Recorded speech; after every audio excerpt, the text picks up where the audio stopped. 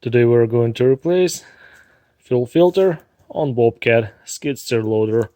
We have a S205 under the hood, 2.6 Kubota diesel, and this one is V2607.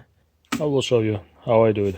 Yeah, let's get started. Fuel filter is located on the front side of the engine, very easy to access. As you can see, here's a fuel filter housing, and on the bottom is our fuel filter. And first, let's drain the fuel from the fuel filter. There's a valve. Let's open it up and let fuel to drain. Any moisture, it will drain as well. Here we go. Crack our bleeder valve to get some air in, and here we go. Now fuel can drain from the filter. Now we're ready to remove the filter. Filter is empty. I'm going to use the pipe pliers to break the filter loose like that. There we go. Now we can spin it the rest of the way by hand. And we have a red Baldwin filter. There we go. And this one is BF1257. Alright. Clean paper towel. Let's wipe the fuel filter housing where the new filter will seal. Oh, nice and clean. As a replacement part, we have a Donaldson P551039. I'm going to put a fresh diesel fuel on a rubber gasket, and as you can see on a filter, there's a useful information how to do it properly. Pre-fill it, lube it, spin it by hand, and then when a rubber gasket it touches the housing, you do the 3/4 turns. There you go. There's two ways to do the filter. You can pre-fill the filter with the fuel and install it, or you can just install it empty and then you prime it.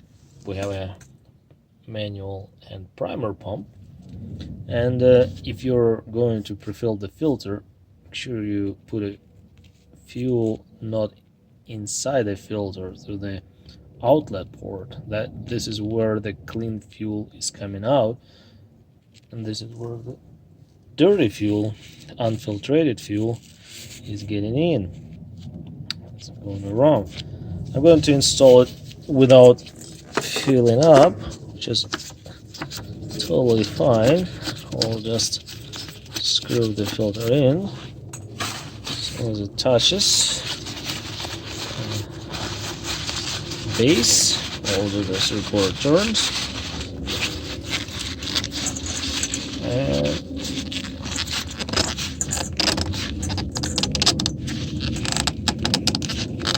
there we go. That's good. Okay, my bleeder screw is open, and I will start priming. You'll see. It doesn't take long, and fuel will start coming out.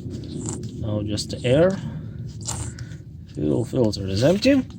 Yeah, if this video is helpful, informational, put a thumbs up, subscribe to the channel. We still have some air in the filter, and now as you can see, we have a clean filtrated fuel coming out. Just push all those air bubbles out. As you can see, okay, solid stream of fuel. Here we go. Nice. Let's tie the bleeder screw. There we go. So it's tight. I won't introduce any air into the fuel system. Alright. we might have a little bit of air still in the fuel line to the fuel pump. We can crack this bunjo bolt and let air out, or we just can fire it up and engine will self-prime. On 2607 we don't have a bleeder valve like on a 2003. On the side of the fuel injection pump we have a bleeder valve. Yeah, well, might as well, let's do it. Unnecessary, but I'll show you how to do it. If you have to prime the system, if you run out of fuel, yeah, I'll just crack this bunch of bolt, just 1/8 of the turn, and push it and prime it. As you can see, a little bit air bubbles came out. Put a paper towel here, tied it up, all good. Now we have fuel, no air. There's a copper washer behind to seal the connection. Wipe it out. Nice. How often you should change the fuel filter? According with the manufacturer's recommendation, every 250 hours have the fuel filter replaced, and every 10 hours fuel filter remove trapped water. On the bottom is a drain valve. Let's fire up engine, check for leaks, and whatever rest of the air is remaining will get pushed back into the return line. We're a bit cold. Well, it's like a glow plugs.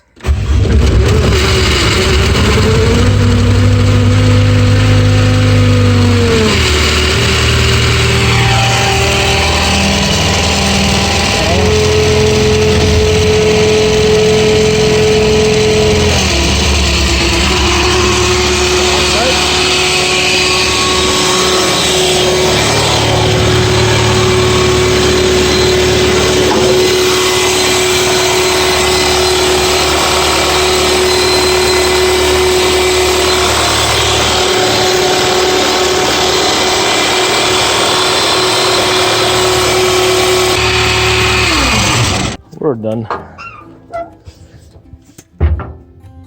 There you go. Filter is replaced. I wrote hours and a day when I did it. Yeah, no leaks. And we're good to go. We're 250 hours. Thank you so much, guys, for your time watching this video. Appreciated that. And yeah, see you next one. Bye-bye.